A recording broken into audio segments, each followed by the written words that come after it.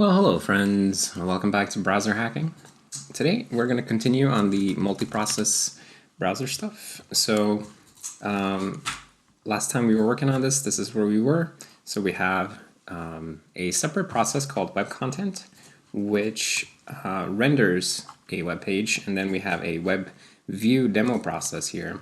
Let's find them. So this is the content process that renders the HTML, and then we have the web view process, which is the GUI. So that's as far as we got. Now we don't have any kind of scrolling, and we're stuck at the top of the page. So that's what we're going to work on today. We're going to make this thing scroll.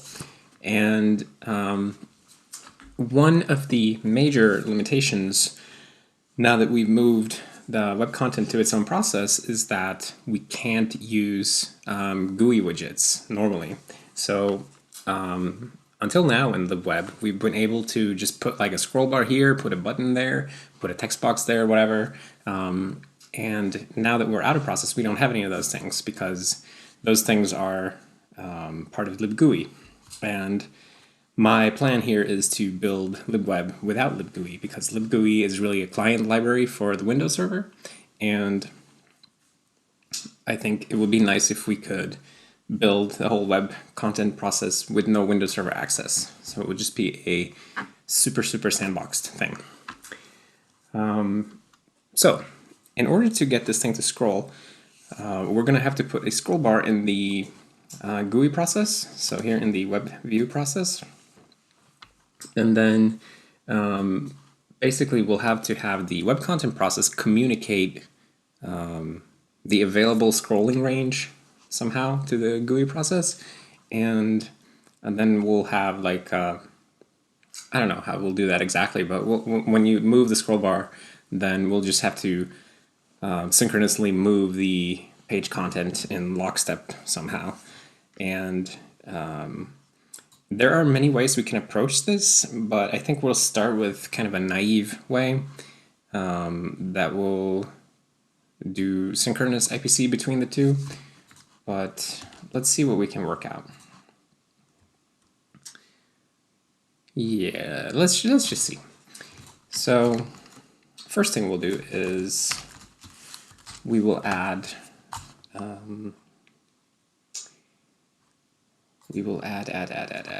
some kind of, actually what I'm thinking about right now is that we could do this thing where we render the whole page in one big chunk and then send that over from the web content process to the GUI process, because then the whole page representation would just be a bitmap, right? And then scrolling up and down would just mean that we would render different parts of that bitmap. The main problem with that approach is that it uses more memory, right? And it uses memory for content that's outside of the visible viewport. So basically wasting memory in case you're not going to scroll.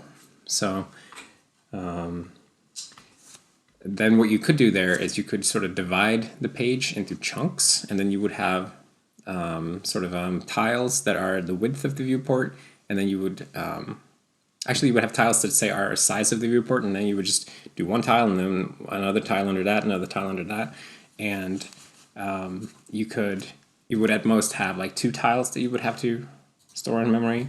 I don't know. There are all kinds of approaches, and their sophistication curve goes far and up, but let's not get ahead of ourselves. Let's just make this thing scroll. So we'll put some scroll bars on it. And the easiest way to put some scroll bars on it, I guess, is to just put some scroll bars here. So we could inherit from scrollable widget. That might be the easiest thing. Let's try that.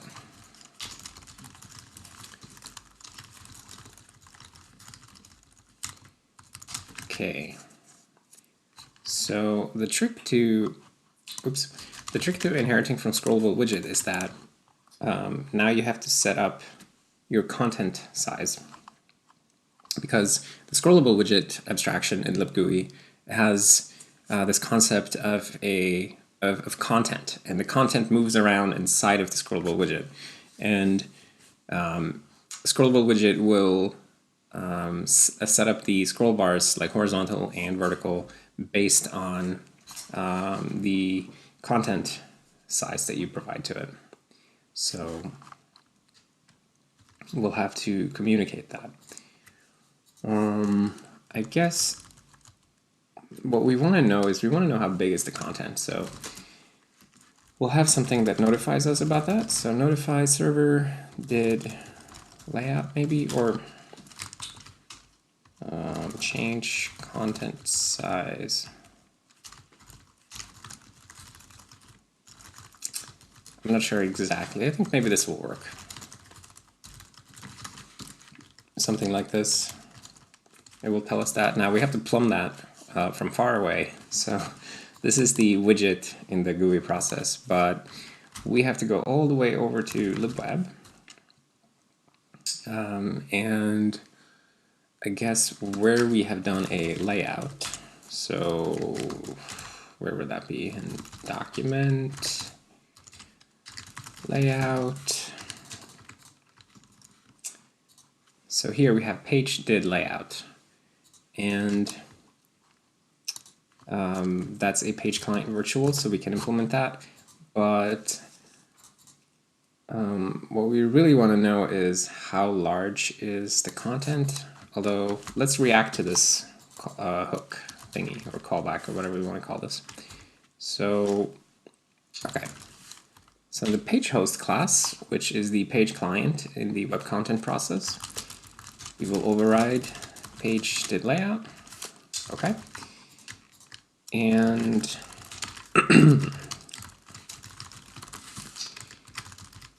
so here we are. And then what we want to do here is we want to figure out how big is the content. So do we have a layout root thingy? Yes, we do. Okay. So first we get the root of the layout tree, and wait, first we get the document, I guess. Okay. Maybe we should put this in a helper. Layout root.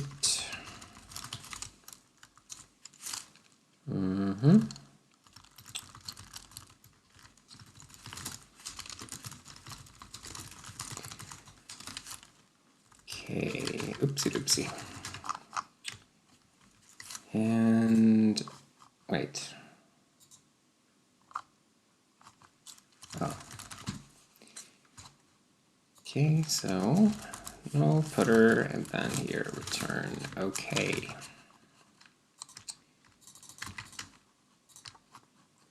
And we'll just put that here as like a little internal helper thingy.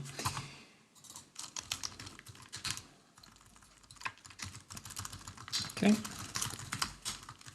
So the thing we're looking for now is how big is the content? And the way that we answer that question today is we just look at the final layout rect of the root of the layout tree. Now, that is actually not the proper way to do this and the way that we should do this in the future, but it's the way that it works right now, because the current implementation of web layout, it actually just stretches the root container of the layout tree to be like tall enough to contain all of its children.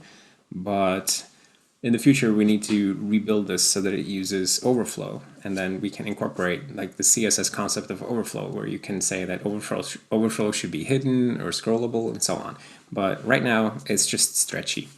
So what we'll do is, actually, if we don't have a layout root, then that's really weird, because how can we do a layout if we don't have a layout root? So I'm going to assert that we have a layout root. And then we will say layout root size? Oh, float size. Okay. So enclosing int rect, or wait. So we have to do something like this maybe. absolute rect. Okay. Now we want to send a message to the GUI process, to the web content client. So we'll tell him did layout, and we will give him our content size.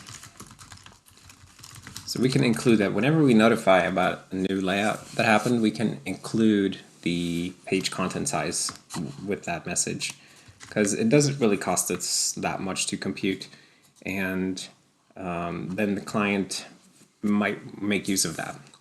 So let's see.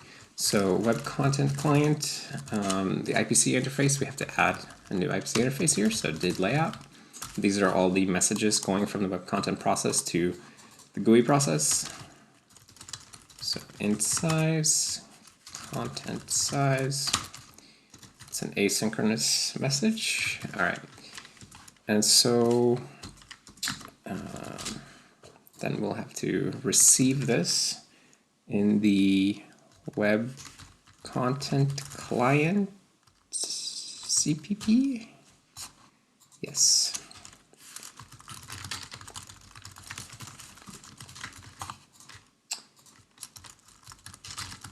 Okay. So this message is received. Now we're in the GUI process, receiving a message from the web content process, and it's telling us that it did a layout, and maybe we'll print something out here.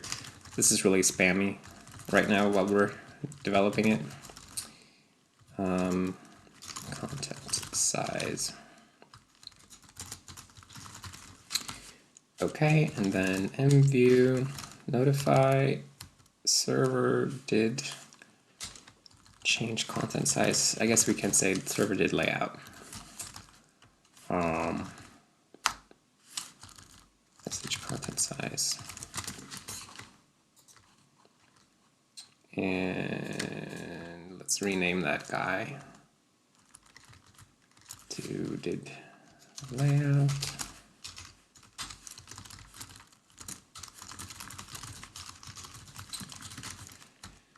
Okay. And then finally, we can go here and implement the thing in the widget. So then what we want to do is we want to call set content size, which is a member of scrollable widget. Now we will learn that the content size has changed, and then scrollable widget detects no ops if you're just setting the same thing again. And you can see here what it does. It just stores the content size and then updates the scroll bar ranges. So we'll see how this works out. Page host, have a mistake here.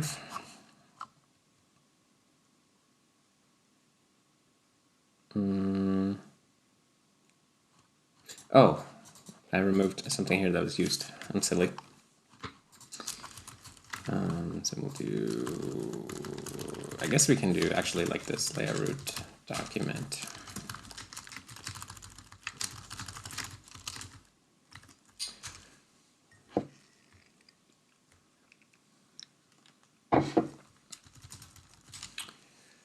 So hopefully what we should see is scroll bars.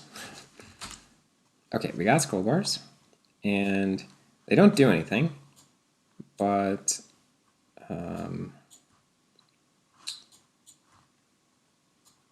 I was hoping that they would like change their range somehow based on. Oh, actually, it does work. Okay, look at that. See, because now as it's getting taller, scroll bar range keeps getting closer to being filled. Or this is so weird.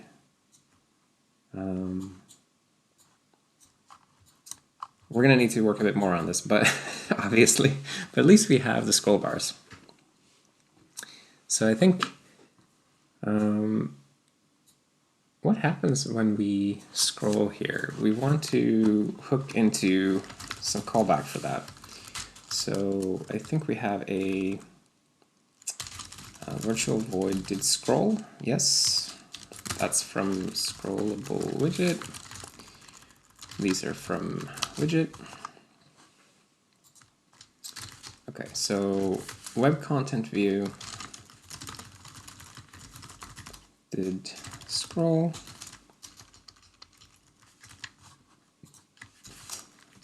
When we scroll, then we need to request a repaint because the painting happens on the other side, right? On the other process. So all we can do is just tell him, hey, can you paint yourself? And then of course we're gonna plumb over the new scroll offset. Okay, I don't know what's going on here. All right, so now at least when I move this, yeah, we should get like flickering, which at least indicates that we are repainting. So that's good.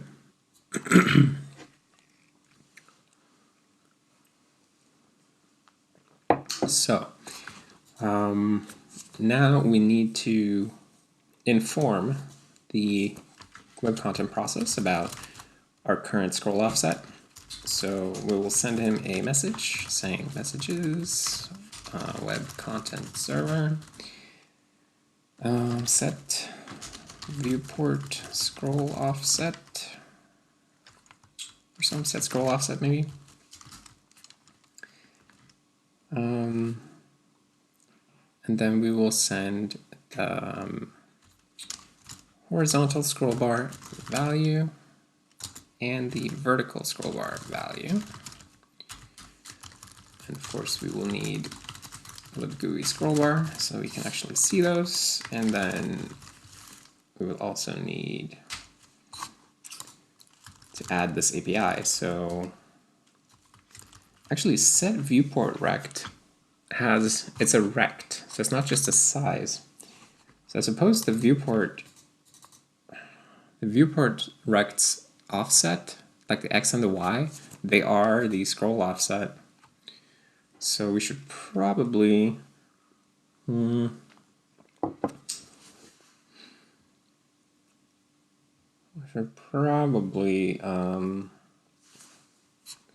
coordinate this with set viewport rect.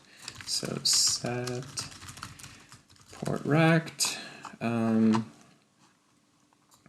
here. Oh, looky look. So this is already including a X and Y. It's just we're setting it to 0, 0. So what we'll do here is we'll just send along the horizontal scroll bar value and the vertical scroll bar value. And then we have to close the paren here. And you still don't like me because this is not an interrect. What am I even doing with this? This is an int point. So we'll have to do something like that. Okay, so we're setting the viewport rect. And we can do the same when we scroll here. So instead of saying set scroll offset, we'll just say set viewport rect. And we will include the size of the widget there. Okay. And then what happens with set viewport rect?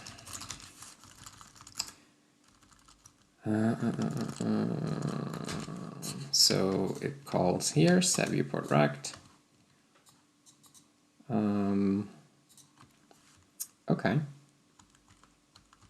So then we need to request a repaint after that, I guess.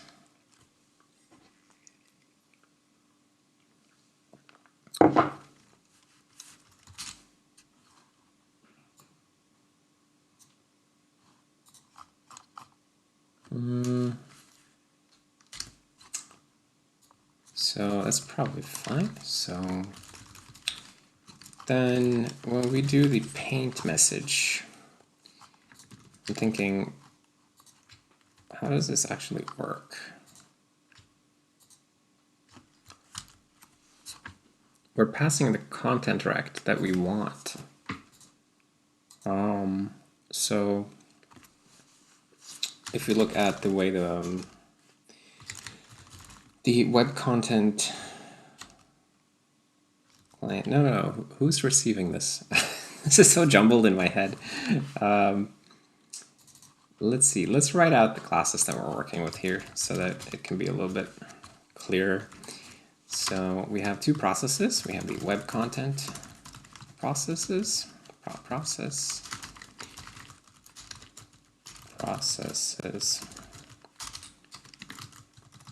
and we have GUI process, web content view embedder. Okay, and then in the class in the web content process, or no, hold on. Here we have the web content view, and inside him he has a web content client, which talks to somebody on the other side. So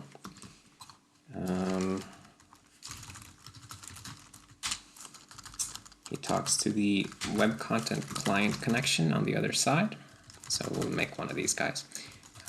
I should have done this at the start. Client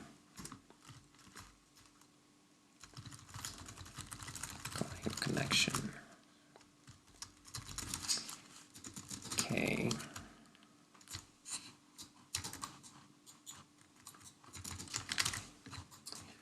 Okay, so they talk to each other.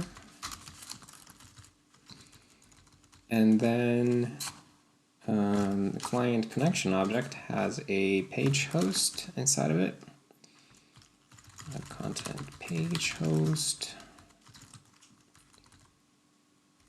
Maybe we should do something like indent these a little bit just to show. And the page host internally has a web page, which has a web frame, which has a web document, etc. So that's where the whole web page hangs. And then so when we're in this class, we're communicating with this guy right here. And when we're in this guy, we're communicating with this guy. And then this guy tells this guy what's going on, and this guy tells these guys what's going on. So that is the class hierarchy. Let's see. Let me put that text file somewhere. Services, web content, documentation. I don't know. So this is the thing that we're working with right now. So now what we have right now is we have a viewport rect based on where you've scrolled this thing, and we're sending that via this guy to here, and then it plumbs all the way down somewhere there. But when we paint, we want to paint wherever the scroll bar tells us we're looking at, right? So web content server IPC. This IPC definition, by the way, these are services implemented by this guy right here. So let's hold on. Let's say server and client. Click. All right. So when we tell him to paint, we include the content rect. So I think we can just set the X and Y of that thing to be something nice. Paint. So wherever we're sending this message in web content view,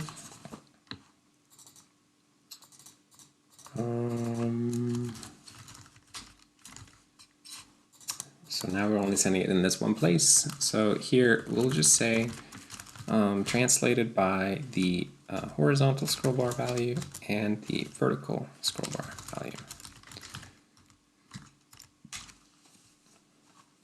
Okay.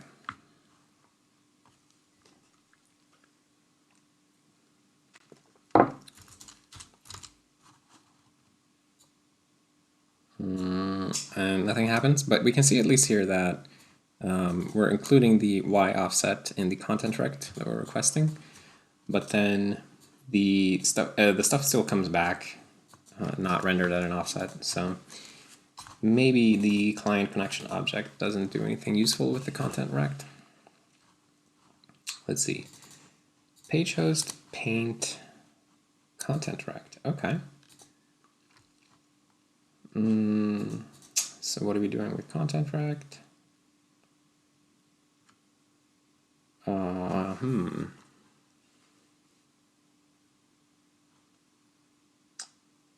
Oh, this is a little goofy. So, wait, how do we normally do scrolling in page view? Paint event. Oh shit! So, so what we've been doing in the single process model is that we just translate the painter by the scroll bar offsets. Okay, so we can do that here too. Then that makes this a little simpler. So this stuff is totally wrong here because we shouldn't be filling the content rect of this painter, because this painter just points at a bitmap, right? And the content rect might be really far outside of that bitmap, but we're treating it as if it's a bitmap rect. So we'll make a new rect here. Bitmap rect is 0, 0, something like this. Okay, that's better. And then we can use the bitmap rect here, here, and here, but not here. And then I guess we'll translate the painter. So we'll translate it by content rect x content rect y, or I guess negative. Okay.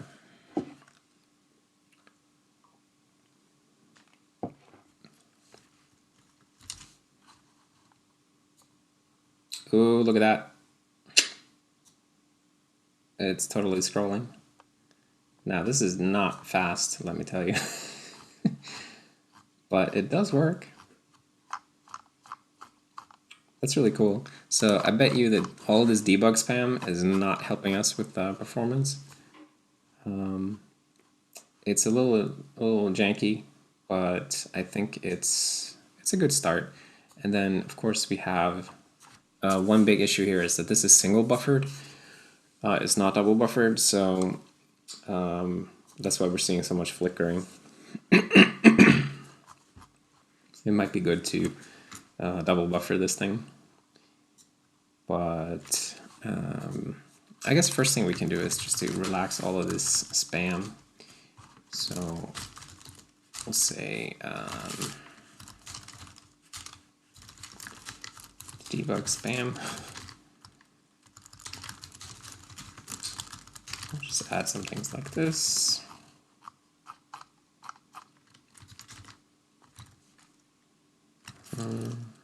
Are those the annoying ones that we have? Did paint. Okay, so let's add these two.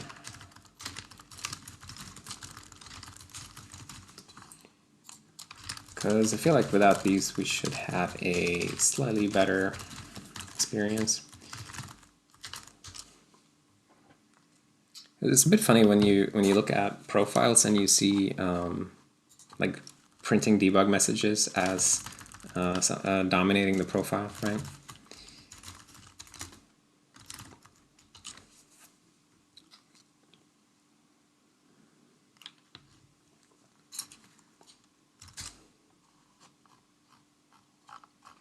Okay, this is significantly better. All right, great. Server did inv. I still have one little message here. I'm just gonna put him in this as well. And same thing here, may be unused.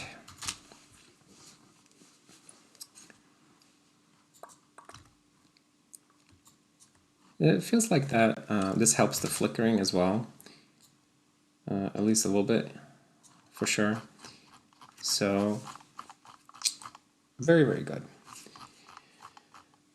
So what have we achieved now? Basically, we communicate the viewport rect down to the content process, but when we paint, we achieve scroll offset by translating the painter. But that's fair. I don't think that's in any way a bad technique. One of the completely unoptimized things about LibWeb right now is that it will draw the entire page whenever anything changes. So if I'm just touching these, by the way, the mouse offset is not right, but it will like repaint the whole page, even if I'm only hovering like a link and only that link changes color, right? There's a huge area of potential improvement here. So I wonder about, I guess we need to take scroll into account when we are doing the mouse event stuff, of course. So let's see, is that the, okay, let's commit first. So let me add this little documentation. Web content, add a little text file I drew of the class server client classes.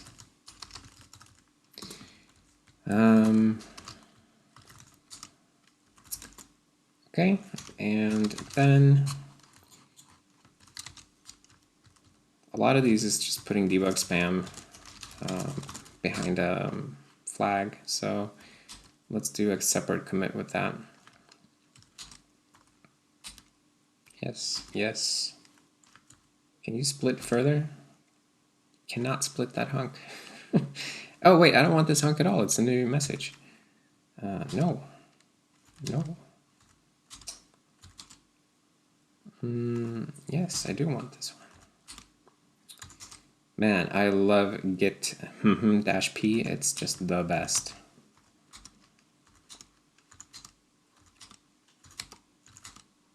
Okay, so web content, put some debug spam behind an if-diff.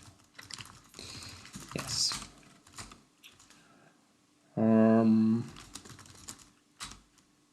And then I guess the rest are good. So what we're doing now is that we are support scrolling, basic scrolling support.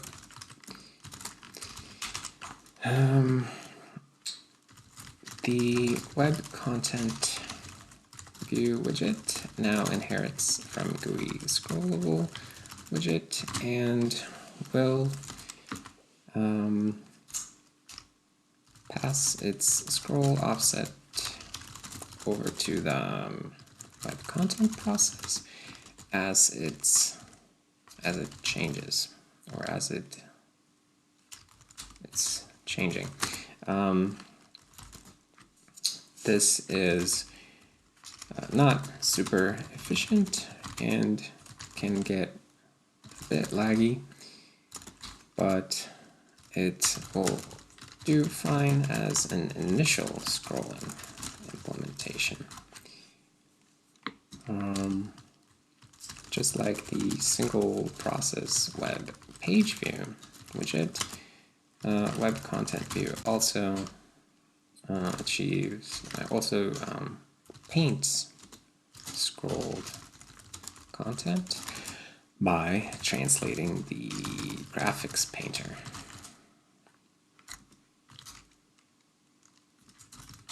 Okay, so Next step is to have the web content view take scroll offset into account when doing mouse event stuff. So we have mouse down event, mouse up event, mouse move event, and these guys, we need to modify the position here. So I think, let's see, maybe we can just translate it by maybe we should make a helper for this actually. Wait, do we have a to content position? Ooh, that's what we want.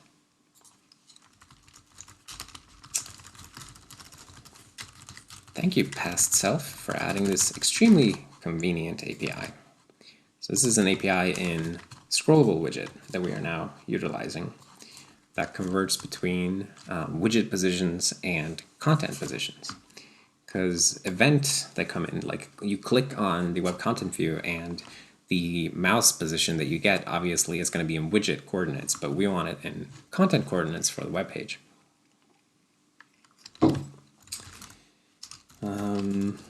So that's that. Let's see how that works.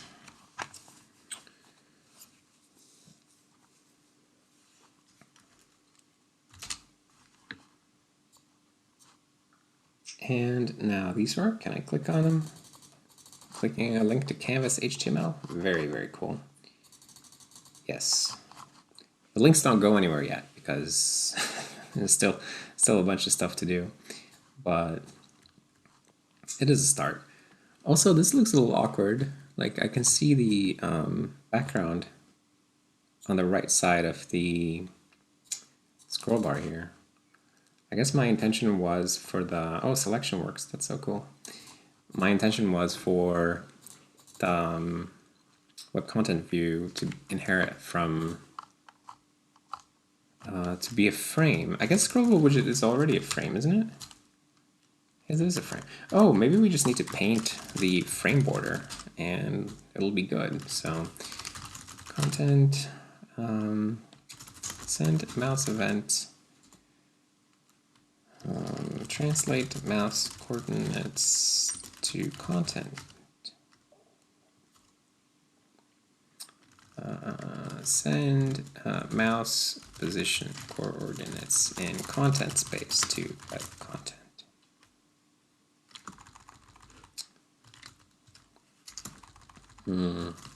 Translate mouse event coordinates into content space. Okay, so the web content view widget now passes content space coordinates along with the various mouse events. Yeah. Let's do the frame border, because a little bit of frame border makes everything look so much nicer. So here, all we gotta do is just say GUI frame paint event event.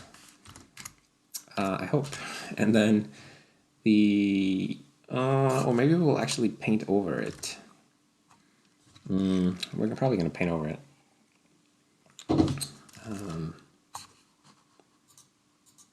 Wait, what the frick? Oh, there's a little bit of a of a regression in the code right now. We have processes hanging, or they're stalling in a queued state,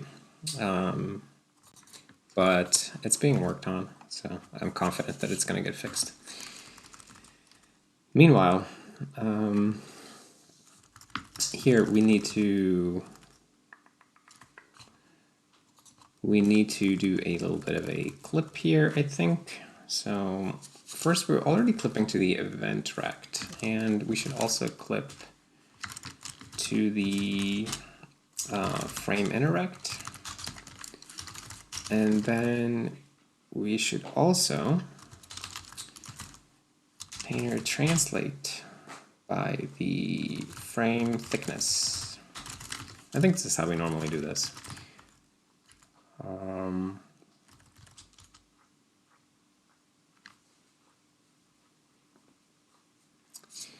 I've been having such arguments today with my cat about who gets to sit on the comfy chair, and let me tell you, I was not winning those arguments. But then she went outside for a while, so I got to sit here, which was nice. But it's tough arguing with cats.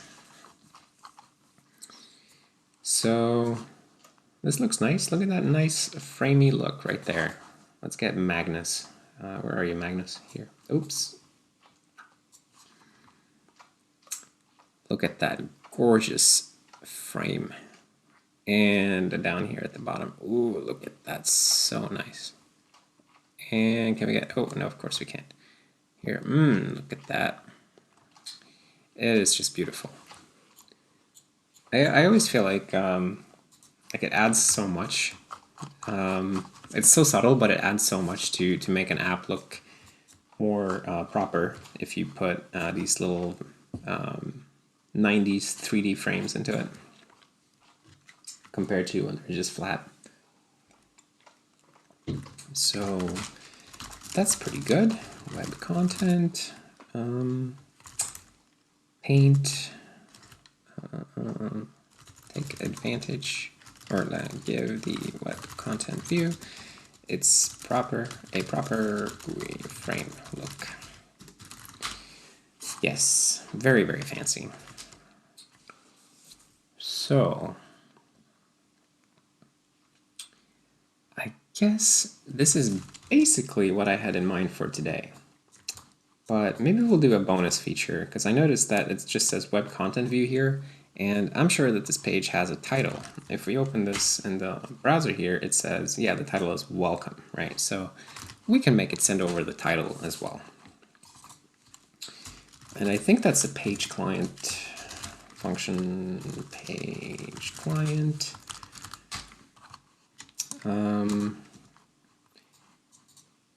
Do we have, yes, we have page did change title. So we need to implement this. So all of these page client functions, the page client abstraction, by the way, I guess I could add that to my documentation thing here. So the thing is that page host is a page client. Let's how do we do this? This is the two-process model, and wait, page view. And in the single process model, the page view is the page client. So page host inherits from page client, right? So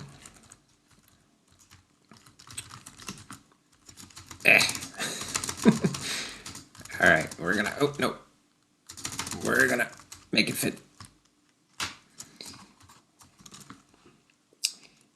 So this is the multi-process model up there. Single process model. Wow, now we are cooking with motor oil here.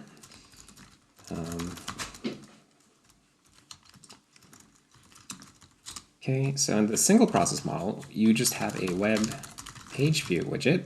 This is your widget, right? And this is a GUI widget. And he, and also a web page client. And then inside of him, you find the page. And inside of there, you find the frame. And inside of there, you have the document, and so on.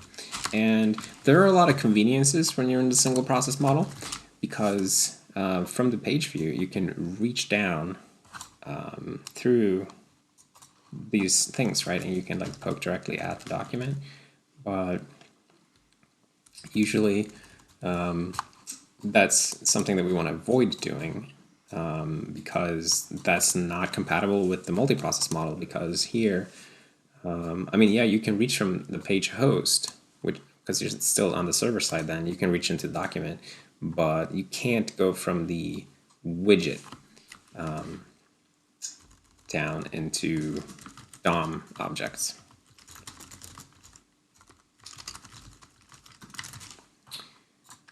web content view. Yeah, he's a scrollable widget.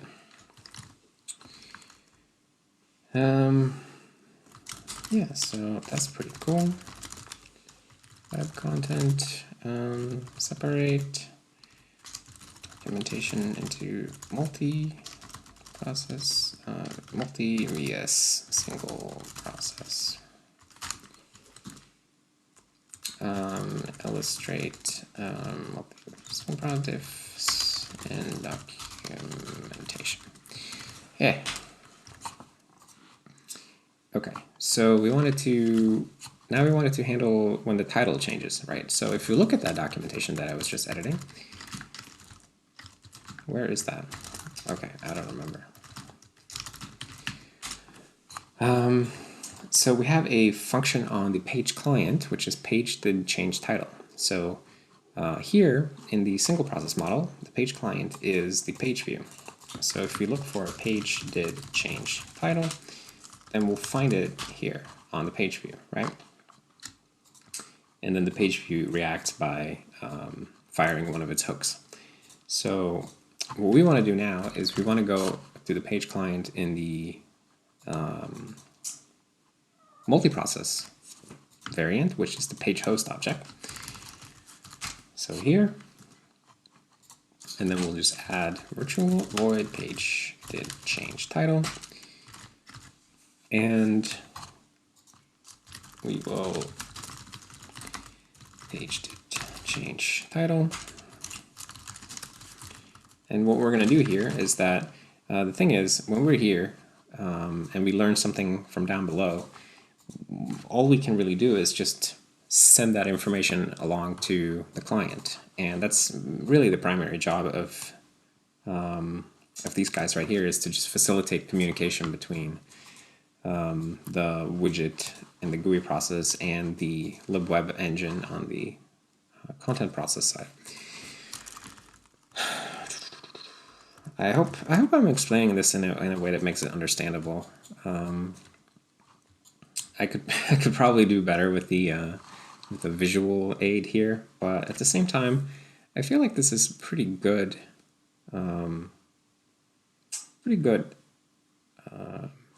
View of the classes that we're working with. But he was supposed to be indented. So I'm just gonna amend that commit slightly. And now we're finally going to deal with that title change. So now we want to send a message over to the other side. So we do post message, messages, web content client. That's the recipient of our message. Did change title. That's the whole thing. And then, of course, we have to add this message to the IPC definition. So did change title, string title. It's an asynchronous message. We don't care about waiting for a response to this. So then this message, again, if we bring up the documentation, this message will be sent from here and arrive in web content client. So the IPC system will automatically generate this function, or the thing that calls this function. So we just have to set up a handler for it.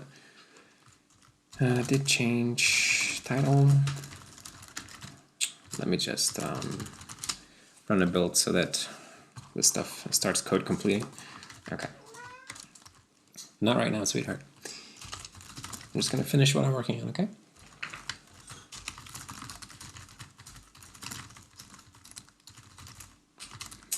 Did change title. Okay, so maybe we'll add some debug spam here too. Did change title.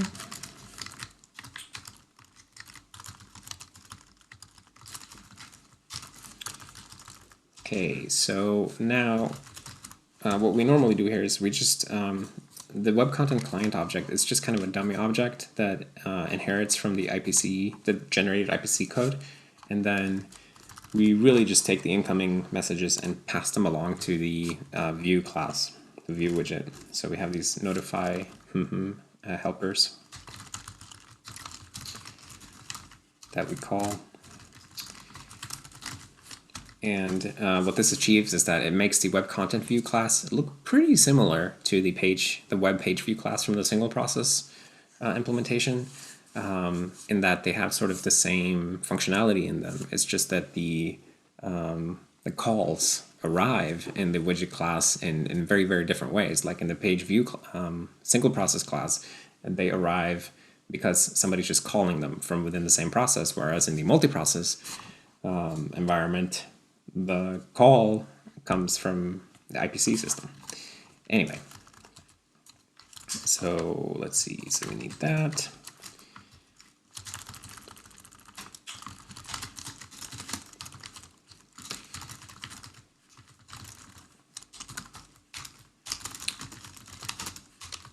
And yes.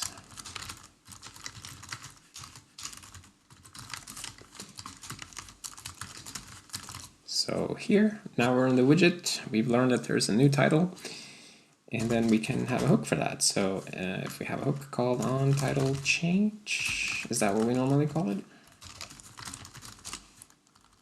Page view has this hook right here. So let's copy that hook and bring it over to web content view.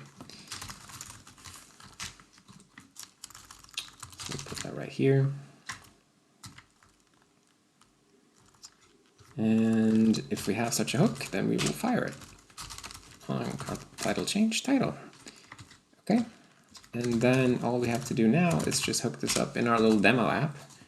So we can do that right here. View on title change.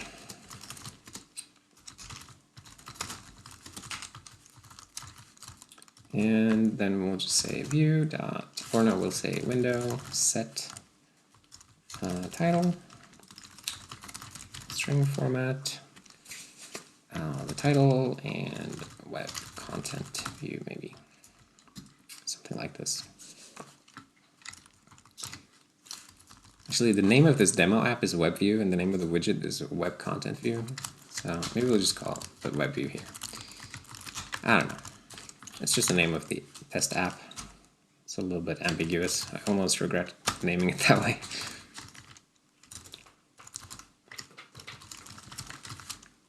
Okay.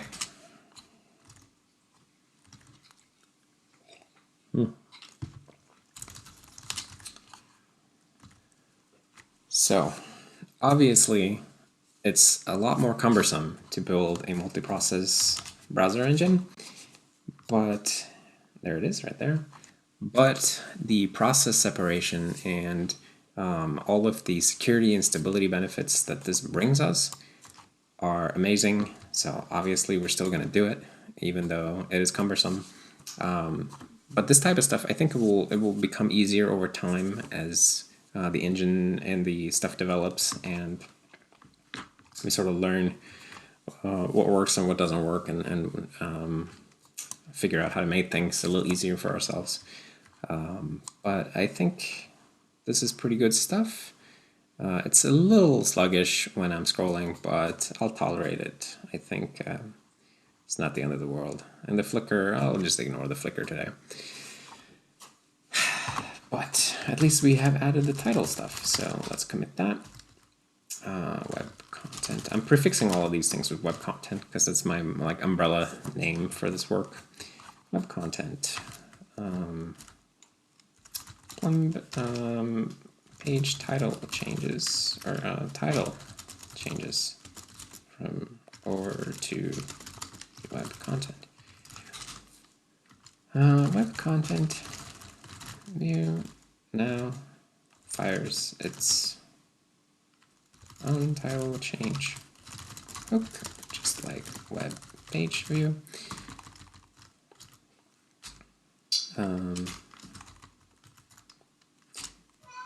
We use this in the web view test app to update the window title.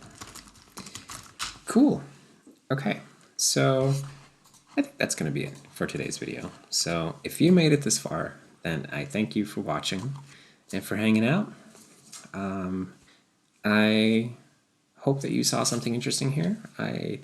Personally, I think this stuff is super interesting, and it's really quite tricky stuff, quite advanced stuff, but it's like a really important part of modern